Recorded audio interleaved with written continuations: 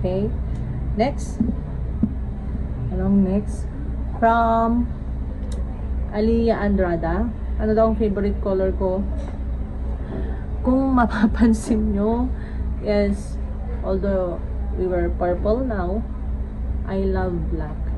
Black color po. Ewan ko, super comfortable ko sa black.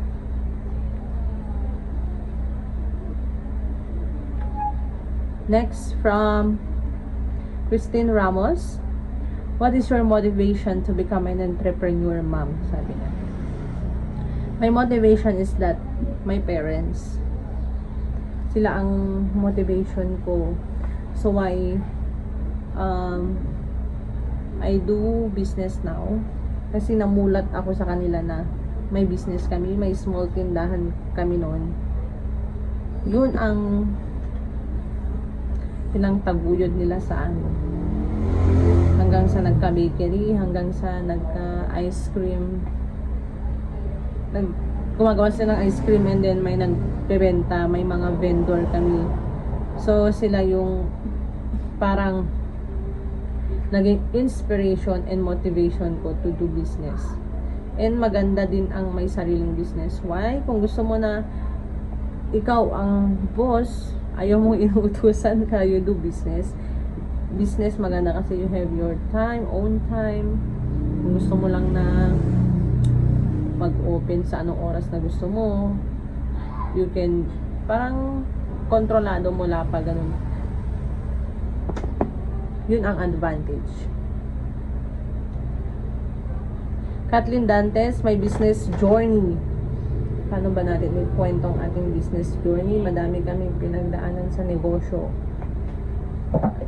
Okay. So, ang una kong kwento, nung college ako, di ba, nasabi ko kanina na kukunti pa lang ang online seller. So, pag meet up ko noon, after class ko, I do meet up sa MOB, sa gitna. Yan, ang meeting place. Ang ganda nun kasi, di ba? Walang laman yung wallet mo na mag-aantay. Pero kapag nakuha na lahat ng order, wow. Sarap sa feeling na nakabenta ka. And then, tinuloy-tuloy ko lang yun. Online business. Hanggang sa na-meet ko rin ang ukay business. Hanggang nag-food business kami. So far, lumalaban pa rin hanggang ngayon kahit napakarami ng competitor kasi dulot ng pandemic. Siyempre, madami ring tao ang gumawa ng way kung paano sila makakasurvive. Madami rin nag-online seller, madami rin nag-ukay, marami rin nag-food business, ganun. Ang dami ng competitor. Lalo na itong milk tea noon, nung parang nag-boom siya. Halos every barangay may milk tea shop. Pero sabi ko, sige, tuloy lang natin.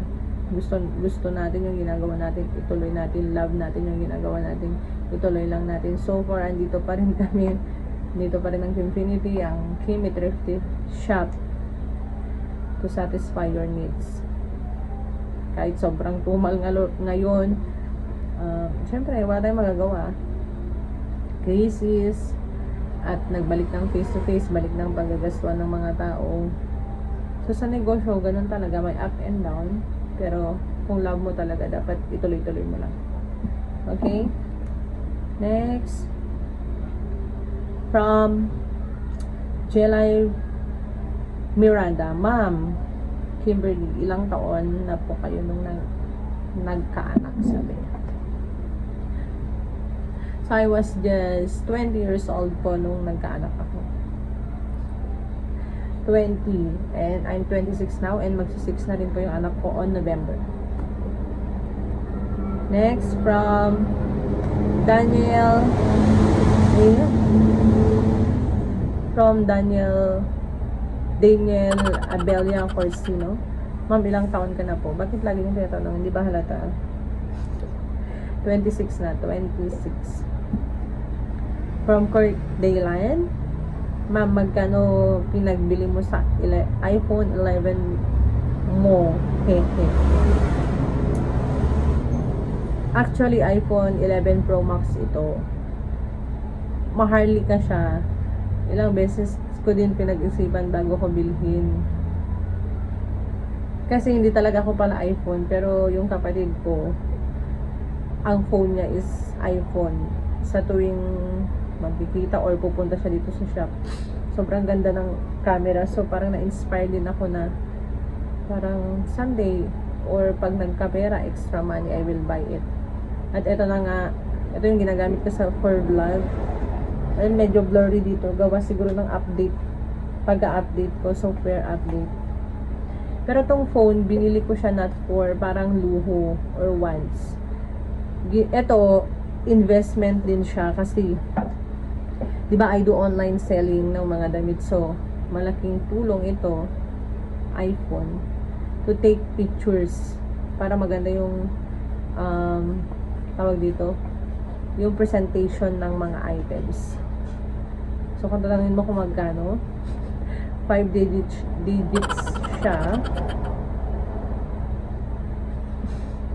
Pero gaya na sabi ko, hindi ko siya binili dahil once ko lang, pag bibili ka ng bagay, dapat may purpose siya. Parang investment ba? Okay? Next, from Chan Lander Danao.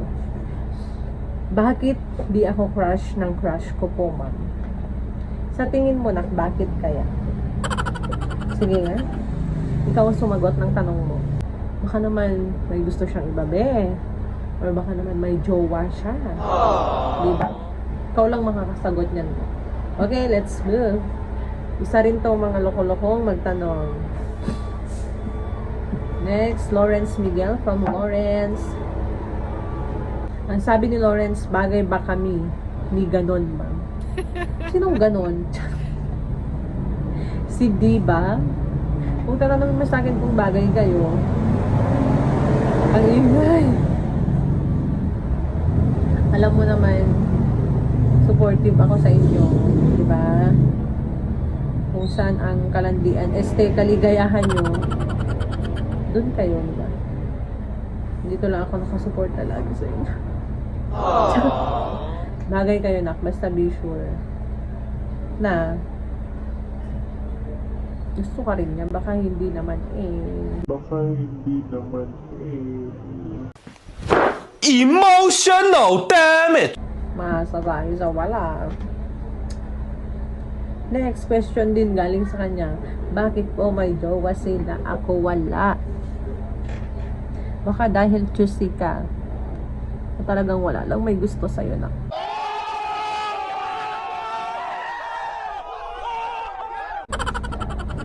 Joke na. Dadating din yan yung para sa'yo na. Diba? Parang you just wait for the right time. Okay? Kasi yung mga may jowa ngayon, malay mo magbe-break din sila, di ba? At least ikaw walang jowa, hindi ka nasaktan. Hindi ka mai-stress, hindi ka magkakaproblema.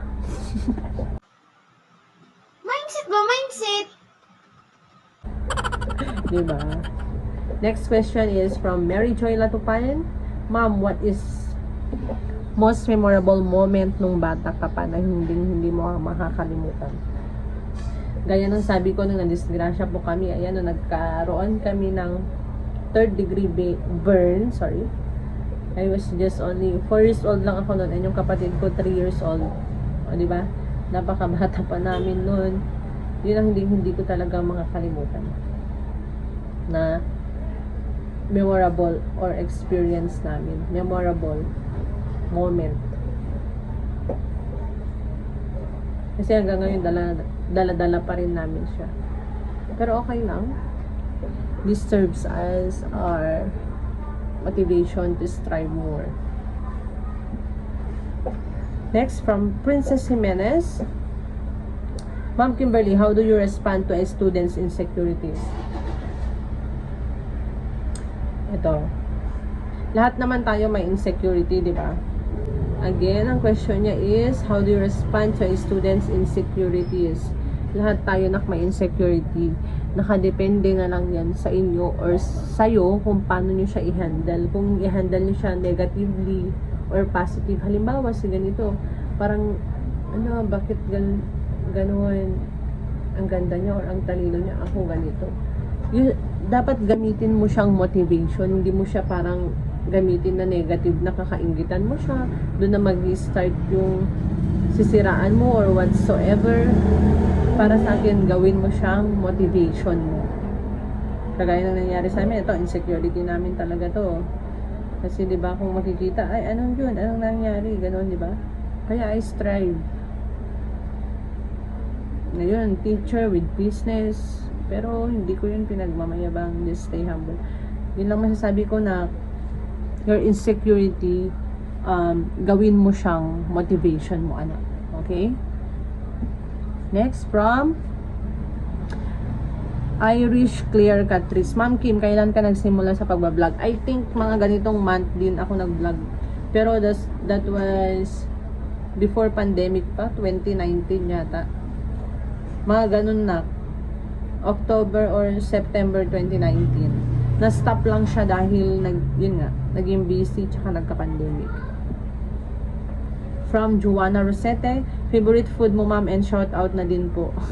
Parang nasagot ko na itong favorite food na tanong din nila. Okay? Kung ulam is adobo and merienda is rice. Okay? Shout out kay Joanna Rosete. Ito, kanyang YouTube channel daw. Ang kanyang Facebook. Shout out na. Next question from Rainier Ifuruang. Biggest fear ma'am, sabi niya. Dito napaisip ako sa tanong na to. Ano nga bang kinakatakutan ko? Ang kinakatakutan ko siguro is mawala or may mawala sa mahal ko sa buhay.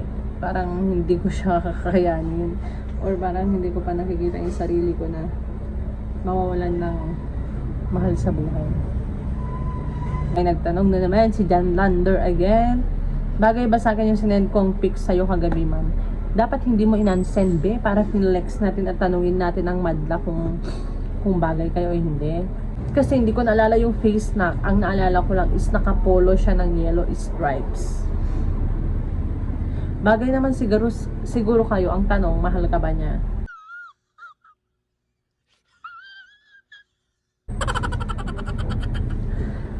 I-flex ko nga siya. I-flex nyo, guys. Add nyo at hanap nyo ng jowa. John Lander Bidanao.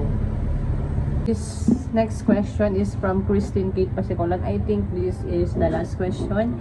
So, ano po yung pinaka-importanteng natutunan mo sa buhay mo, ma'am, so far? So, for me is, ang pinaka-importanteng natutunan ko sa buhay is that you accept your flaws, and then pag mag-decision, think many times, huwag padalos-dalos. May tips lang po ako. Hindi madaling magnegosyo. Dapat willing kang mag-take ng risk. Parang sa love. Diba? You invest your feelings, emotion, you invest, of course, money. You invest time. Kahit wala kang kasiguruduhan, parang ganun lang din sa business. Hindi mo sure kung papatok ba, dapat ready ka always, ready yung emotion mo, yung financially, yung mental. Kasi sa business, you must willing to take a risk. Diba? Kasi hindi mo malalaman kung hindi mo susubukan. Kaya i-chat mo na siya. Okay, that ends our vlog. That ends our question and answer. Yan lahat ang question nyo. Sana nasagot ko siya. Sana na-satisfy kayo sa sagot ko. And then, don't forget to like, comment, and subscribe. And kung may gusto pa kayong content, just comment down below. And kindly share my YouTube channel, our link, and sana supportaan nyo ako ng tuloy-tuloy para ma-target natin ang 4,000 hours views. Bye guys!